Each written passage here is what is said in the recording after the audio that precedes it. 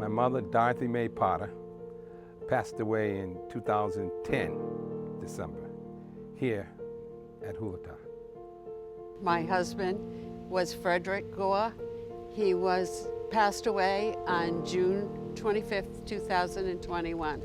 My parents were John and Mary Janot. My dad passed away in March of 2021 after a 2.5-year battle with esophageal cancer. My mom was diagnosed with stage 4 esophageal cancer just a month after him, and she tragically passed away in July of 2021. Mom made the decision. I'll never forget this moment when she said, "Son, I had a good run. It's time." And we were in a meeting with the doctors and the counselors and all the grandkids and my sister. And Mom said, "I can't even take care of my own body. It's time for me to meet my Lord on the other end and be with my kids." It was at that point we decided to go to hospice. 7 years ago, Fred showed that signs that could have possibly be Alzheimer's. And so for the last 6 years of his life, I was his caregiver, 24 hours a day, 7 days a week. And I just couldn't keep up with it. I was tired, and I wasn't willing to put him in a nursing home. I wanted to keep him where he was safe. And so I called HopeHealth, and they came out immediately. The three of us together, I feel like that was always a unit.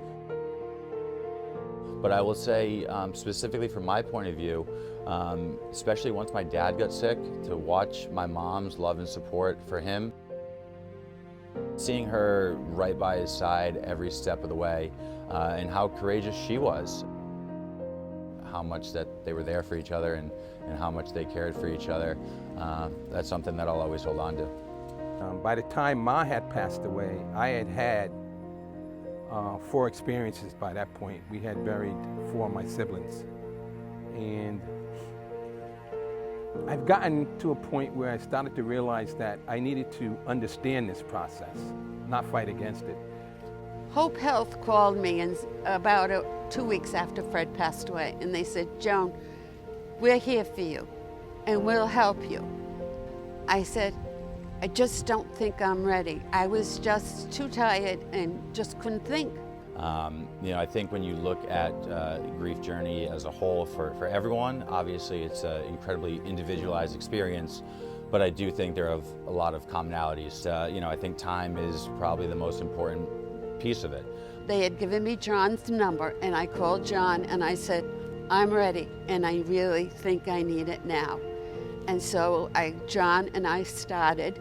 Until today, I finally met him in person. We did everything by phone, and he has been my navigator through all my grief process. I learned from John, it's okay to be sad, it's okay to be angry, and it's okay to be happy. I've definitely had quite the journey over the last 1.5 years. I would say, compared to this point last year, I think I'm an entirely different person. And I've gotten plenty of love and support to help me along the way. You're gonna have bad days and those off days, and that's completely okay. The journey will never end. I participate in the remembrance. I participate in the camps. And for me, that volunteerism, that participation into hospice gives me an opportunity to give back. It gives me the opportunity to say thank you while at the same time sharing my grief with others, and then in turn, them sharing their grief with me. And I suspect that this relationship will continue for a while, a long time. It's been a life changer for me. Everyone grieves differently, but you have to do your own work in your own way. It kind of eases the hurt, but lets you grieve the loss. Be sure to stay in touch with your emotions, and at the end of the day, just remember, whoever it is that you lost, they're always there with you for the rest of your journey.